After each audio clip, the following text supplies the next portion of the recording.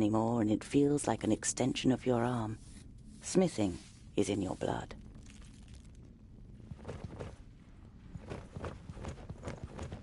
There are apparently dwarves who have never seen the sky. And you too feel more comfortable when you have rock over your head. If only you didn't long to see more of the world, a longing that grows stronger with every year.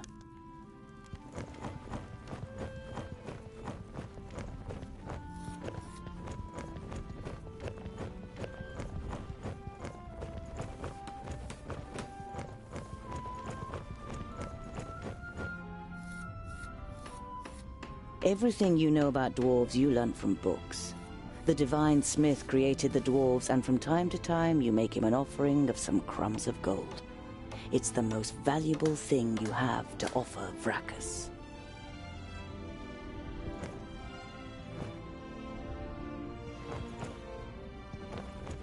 You've worked a bit more on Sunya's birthday present last night. The little one is crazy about horses. You, on the other hand, prefer to keep your distance unless you're fitting them with hooves. Too many legs and way too big. Hey, groundling!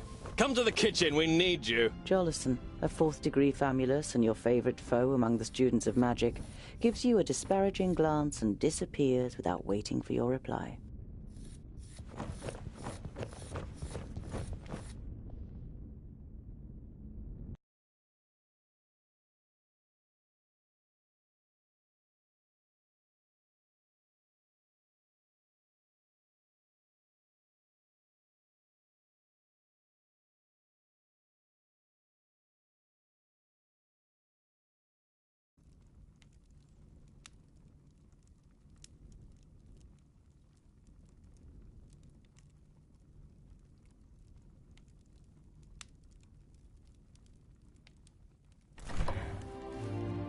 Master Lot Yonan, Frala told me you wished to speak with me.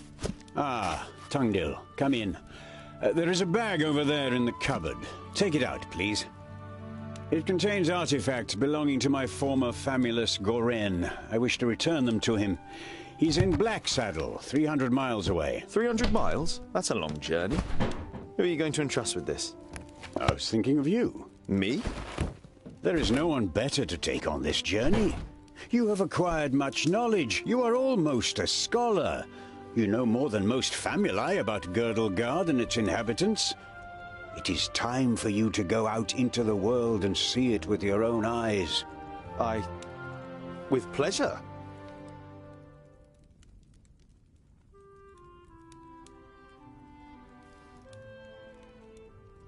Perhaps I'll meet some dwarves on my travels. Yes, perhaps. But don't hold out too much hope. And be careful who you talk to. Not everyone out there likes dwarves. Yeah, goblins.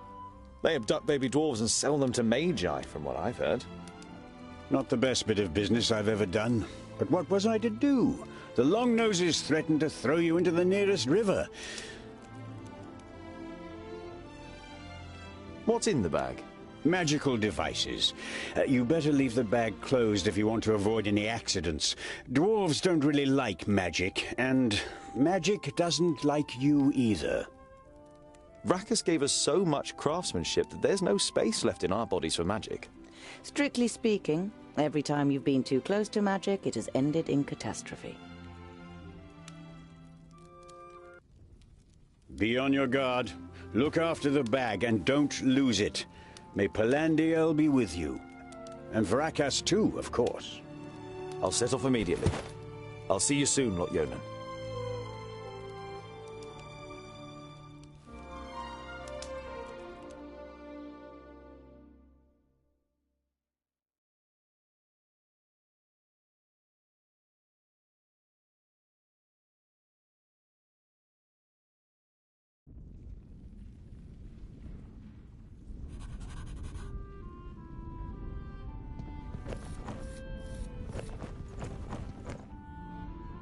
Lot Yonan didn't just take you in.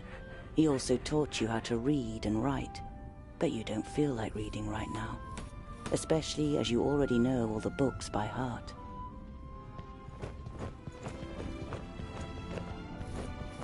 Of the 200 or so people selected to learn the art of magic under Lot Yonan, there's barely a handful of them you can stand the sight of. You're not at all interested in magic in all its elusiveness and whimsy. Your realm is the Forge.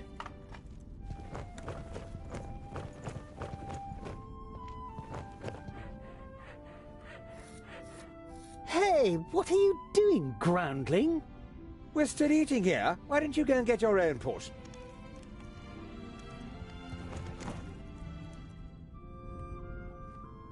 The blacksmith. Do you want something? Did a horse bolt while you were trying to shoe it?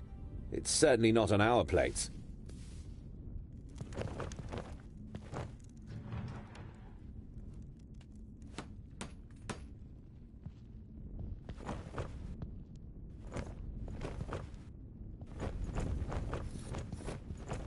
Dale! Quick! Or the goulash will get burnt! You immediately recognize what the problem is. A chain running over a pulley for positioning the cauldron is detached from its mounting, and the cauldron stuck in the fireplace. It's a heavy load, and none of the famuli, who feel superior even during kitchen duty, dare do anything. They might burn their fingers, or even get a bit dirty.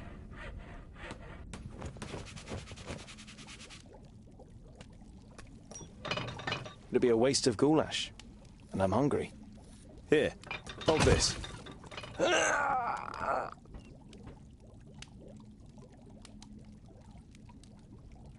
With as much concern in your voice as you can muster, you say, Oh, no, this doesn't look good. You're pleased to notice he's dripping with sweat. I'll get you back for this, groundling!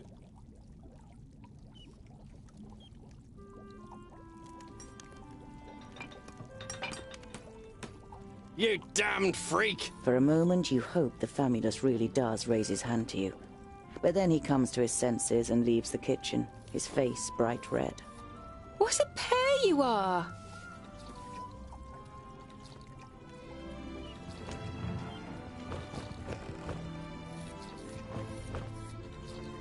I am your godfather, little one.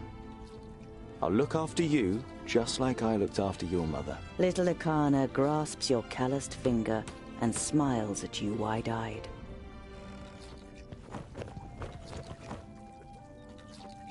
The goulash is bubbling in the cauldron. You draw the warm air in through your nose, and the smell makes your mouth start watering.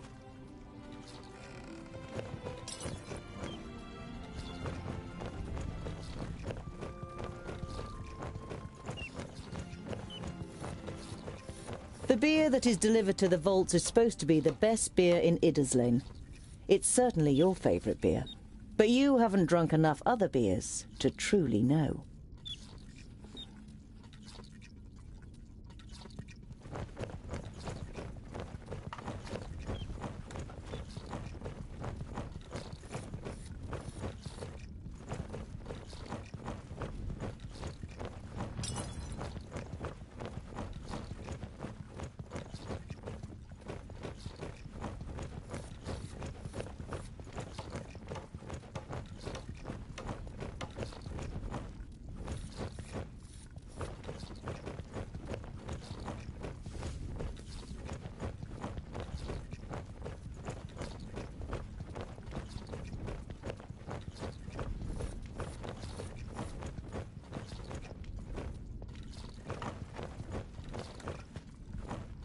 Lot Yonan's vaults are equipped with laboratories, a library, and private rooms for the famuli. Together with the forge, the kitchen, and the other utility rooms, it makes up quite an impressive complex. But compared to the courts of the other magi, the seat of power in Yonandar is small and modest.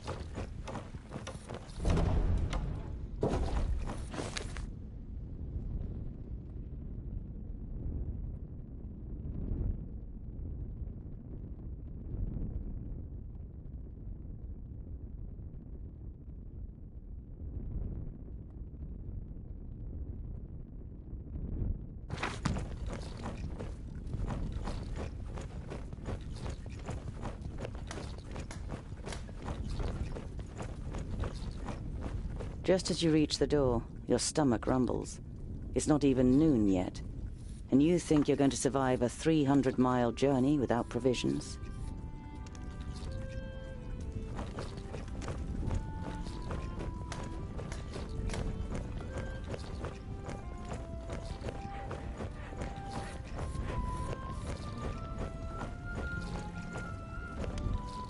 The goulash is bubbling in the cold.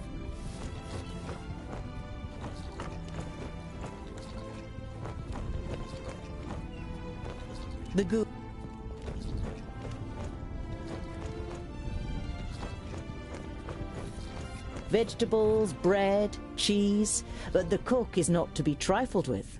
Many painful knuckles have taught you that she knows how to handle her heavy wooden spoon, and that she may possibly have eyes in the back of her head.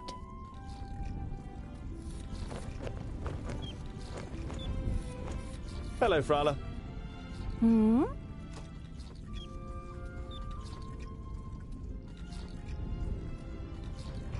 I've got a present for you. You take out a symbol of protection that you've carefully made from 3 horseshoe nails. It's not the finest jewellery in Girdlegard. One look at Frala's face makes it clear that it doesn't matter. She glows with happiness as she takes the pendant. For me? But why? Because you don't see me as an oddity, and you're like a little sister to me. You could have said, but you settle with a shrug and a crooked smile.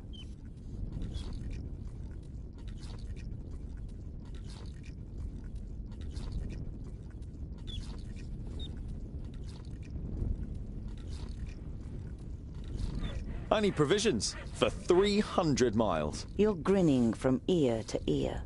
Finally, you've got the chance to see something of the world. 300? Tungdil, that's no errand. That's an epic journey. Wait, I've got just the right thing. But make sure the cook doesn't see.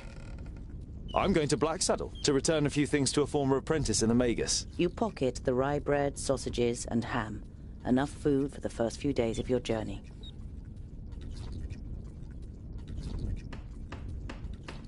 Perhaps I'll even meet some dwarves on the way. Frala throws you a cautious glance. It's a tricky subject that you can't help but broach. There aren't dwarves down here. You're the only one in Idderslane, as far as we know. I know, but I can't just have been born out of a rock. Somewhere in the mountains, I have a clan. Maybe even a family. Yes. Maybe. Frala has reminded you more than once that Lot Yonan wrote to the dwarf clans, and none of them were missing a dwarf boy. I have to go. I've got a long journey ahead of me. I wish you the blessing of Palandial and Vracus to protect you from all danger in your journey. Here, a talisman. Whenever you look at it, think of me. Frala winks at you mischievously. And of getting me a nice present.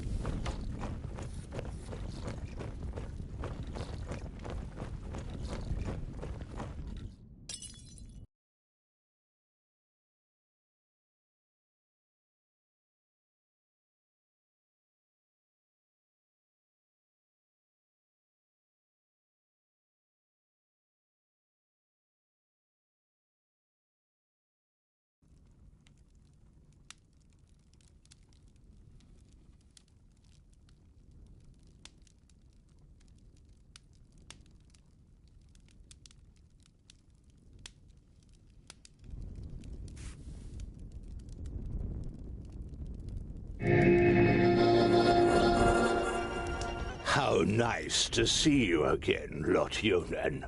It must have been an age since we last met face to face. Nudin, welcome.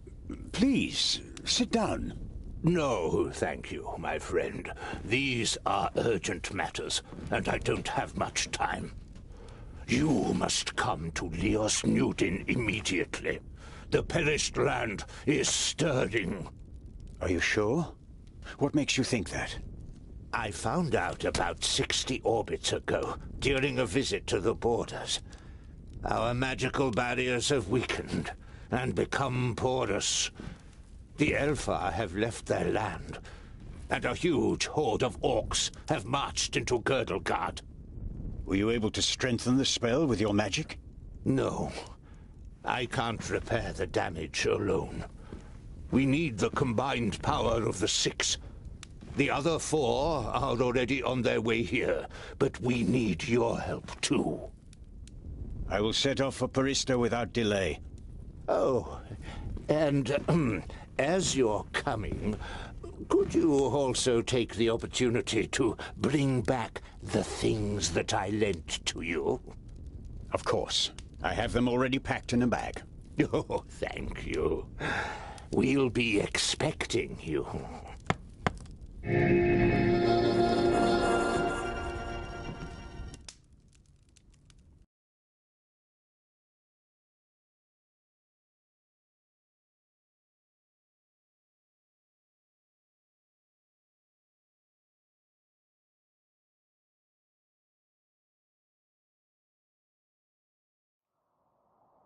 Utterly blinded by the sunlight, you squeeze your eyes tightly shut after only a few steps. The time spent underground has made you so sensitive to light that you're forced to seek shelter in the shade of a mighty oak.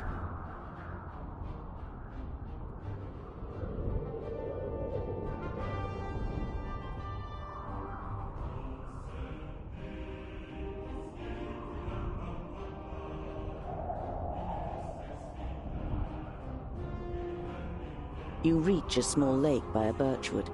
Your feet hurt and your eyes still sting in the unaccustomed sunlight. But a smile spreads across your face nonetheless. You've covered a decent distance on the first day of your big journey. You pitch your camp and lie down to sleep on the hard forest floor. When you awake in the morning, your legs are stiff and achy. Trying not to feel sorry for yourself, you throw your rucksack over your shoulder. You're a dwarf, and dwarves don't complain.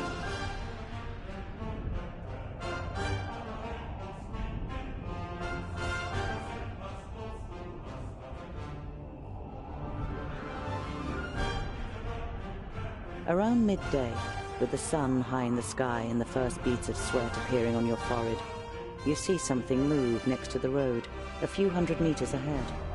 Some crows are pecking at something in the long grass.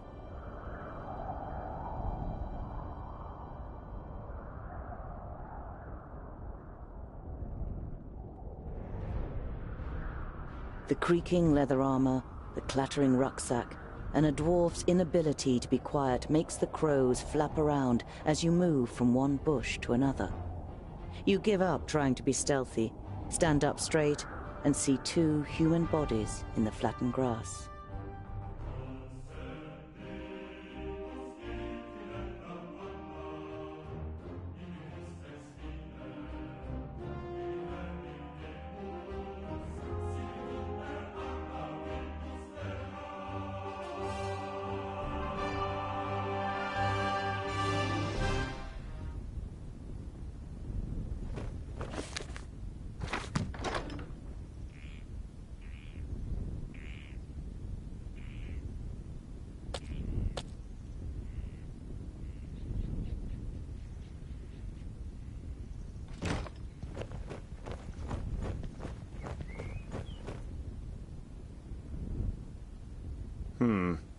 Nothing.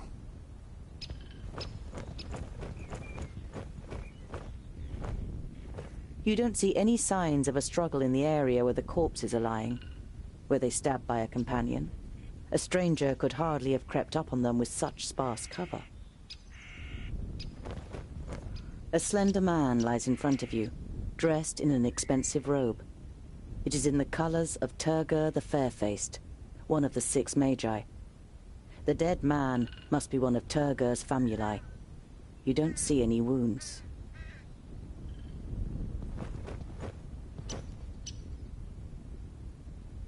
Ivrakis. There are some narrow stab wounds in the man's chest. The cuts are too big to have been made by arrows, but too small for sword wounds.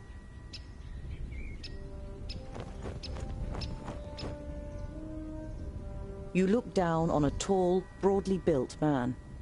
He's wearing dark brown leather armor that is strengthened with iron plates. There's a sword lying next to him. Was he trying to defend himself against something? Or someone? There is no blood on the sword. The man has the same incisions. It's clear that both men were killed by the same weapon. But what that weapon might be, you cannot say.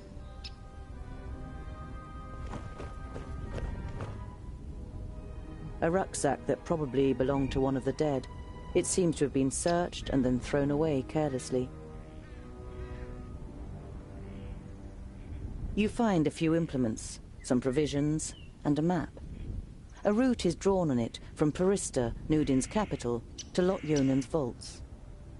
Does this mean that Turga the Fair-Faced is in Parista and wanted to send Lot-Yonan a message? And if so, why didn't he use magic? Did he want to contact him without anyone noticing? Why all this secrecy?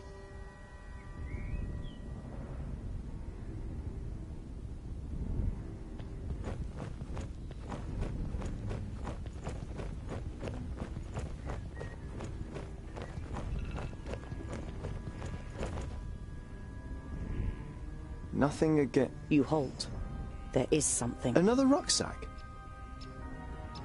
You open the rucksack and recognize that someone has already rummaged through it.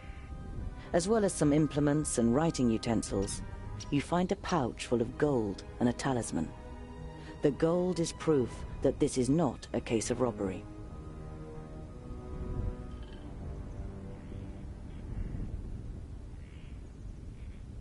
Warmth and a feeling of security flush through your body as you touch the talisman. You feel safer just holding it in your hand. I'm taking you with me.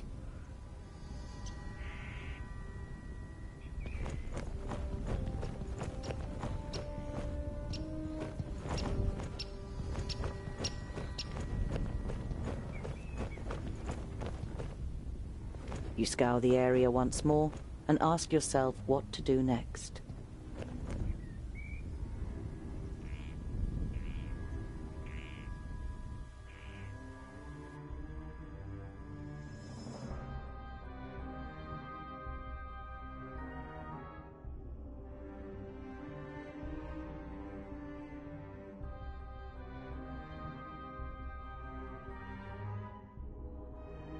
It's time-consuming and strenuous work digging shallow graves in the ground with a stick and covering the corpses with a few stones. But it should at least keep the crows from their feasting for a while. You continue on your way so as to put a few more miles between you and your grisly find before night falls.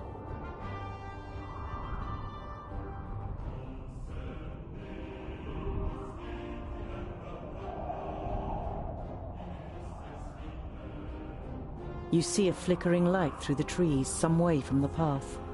It might come from a campfire.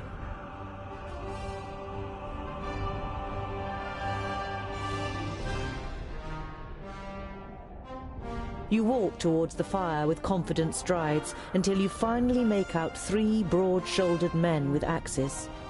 2 rabbits are sizzling over the fire. The men are joking with one another, but you can only understand the odd word. They haven't noticed you yet.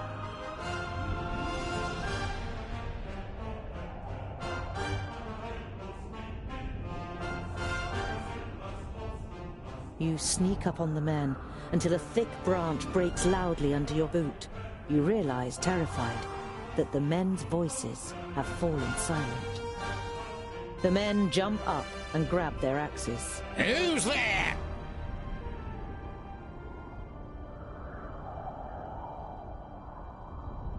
You step into the light of the fire, your hands raised in a conciliatory gesture. My name is Tungdil. I'm only... Well, I'll be. Is that a groundling? The men look you over suspiciously. What's a groundling doing creeping around here? Are you after our gold? I bet you was hoping to slit our throats once we fell asleep, subterranean scum.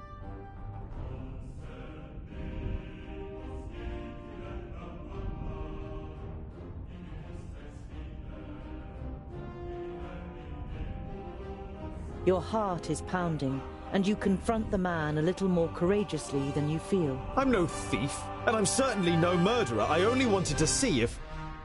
Pah! All groundlings are thieves and good-for-nothings. You find it difficult to take control of your voice again. Have you met many dwarves? Enough to know that you're all dirty thieves.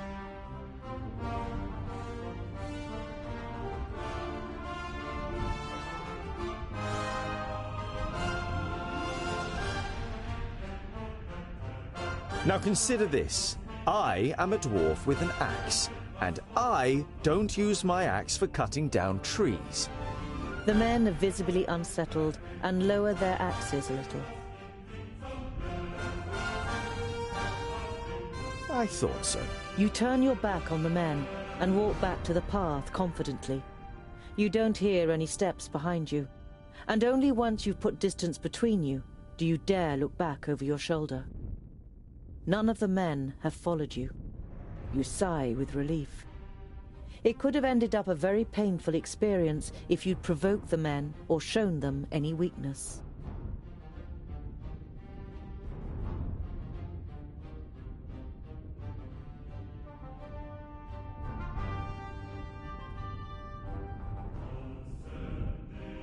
You look down on a large village on the banks of the Warder. Some of the village is built on stilts in the river. A wooden bridge spans the fast-flowing water. A huge wooden palisade has been erected to protect the village from attack.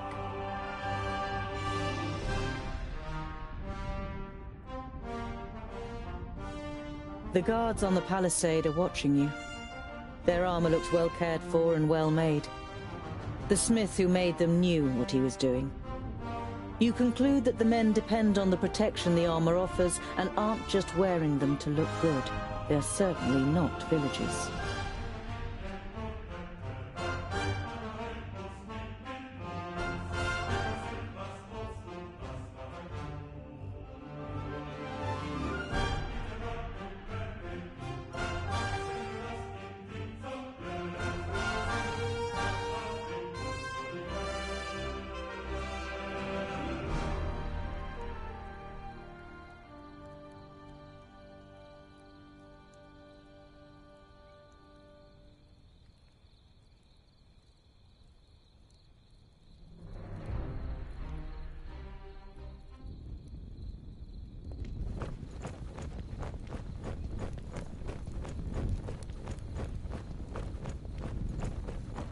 There are small fires burning every 50 steps or so. They are intended to light up the area in front of the palisade in the night, so that orcs can't creep up to within an arrow's reach without being seen.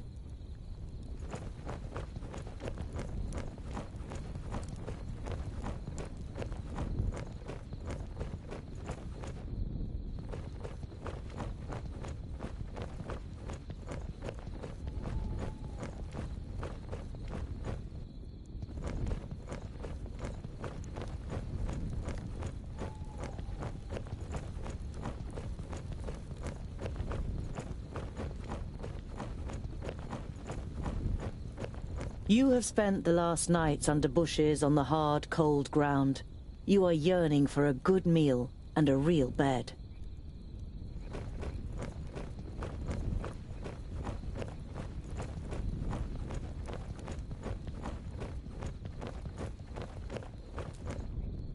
The double gate is made of strong planks, sturdy but still much less solid than the fixed parts of the palisade. Security has been forgone here for practical reasons. Never a good idea when building fortifications.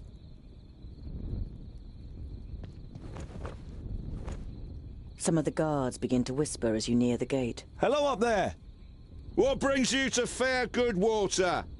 And have you seen any orcs on your travels, groundling? The man leaning over the palisade eyes you up and down carefully.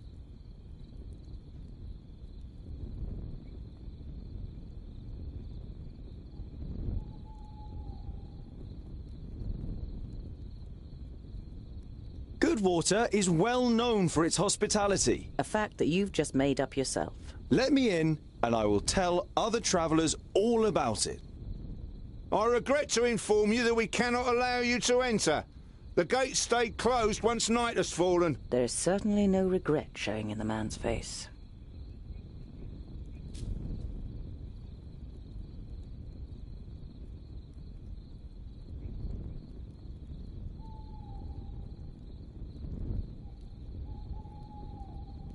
I'm a blacksmith.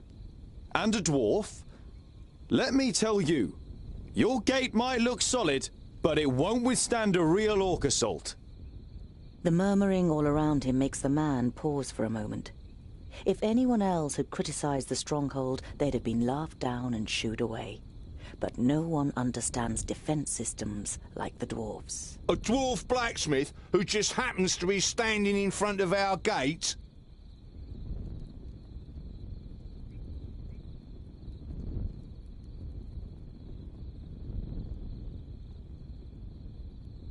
That's right.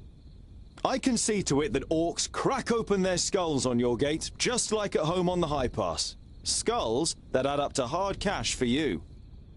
You only know about the second-ling stronghold from books, but you can see in the man's face you've pushed the right buttons. All right then. You can spend the night in the village. You begin work tomorrow morning, and it had better work like you promised. Of course. It's a trifle.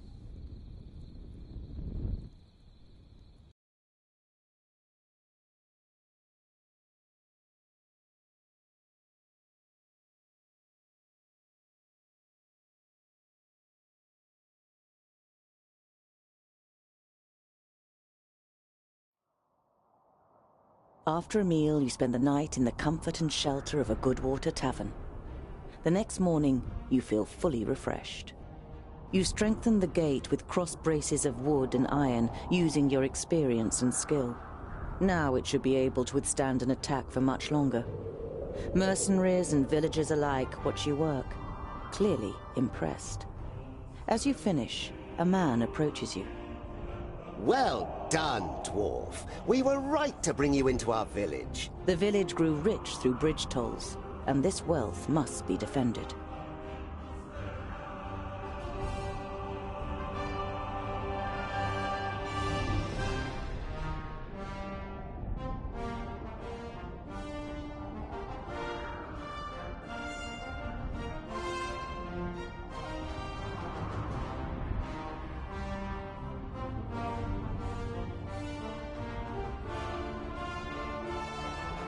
You're proud of what you've achieved in such a short time. You've even invested more time than was wise. I was happy to help, but half the day is lost and I must be on my way. A strong dwarf like you will always be welcome here in Goodwater. Be careful out there. Who knows where the orcs might be lurking?